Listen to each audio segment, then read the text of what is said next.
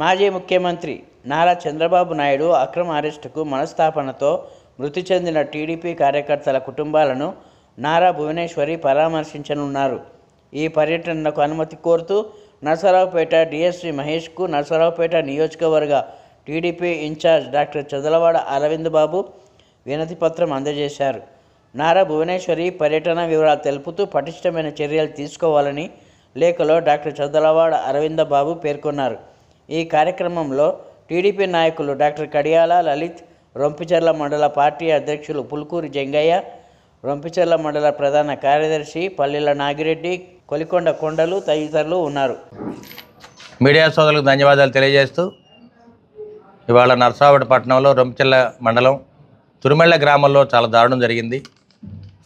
YCP కార్యకర్తలు Telugu Desam party సానుభూతి పరుడు మీద గోళ్లపూడి శ్రీనివాసరావు మీద మరి కర్రలతోటి రాడ్లతోటి దాడి చేసి మరి 2 కాళ్ళు విరగొట్టడం జరిగింది.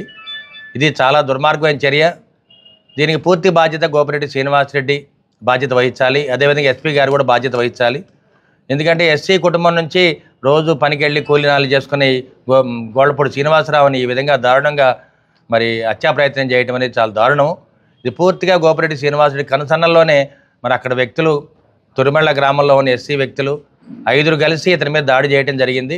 ఒకటి గోళ్లపూడి రామారావు గారు, అదేవిధంగా గోళ్లపూడి కొండయ్య, తిరుమల చెంచారావు, తిరుమల కోటేశ్వరరావు, అదేవిధంగా గుర్తులేని వ్యక్తి 5 అతను ఈ దాడిలో పాల్గొన్నారు.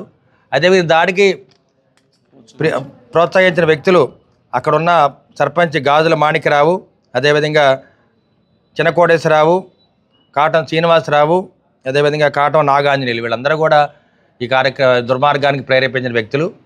మరి ఎస్పీ గారిని ఒకటే కోరుతున్నాము, న్యాయ విచారణ జరిపించండి, వెంటనే వీళ్ళని అరెస్ట్ చేయమని మీడియా ముఖంగా తెలియజేస్తున్నాము.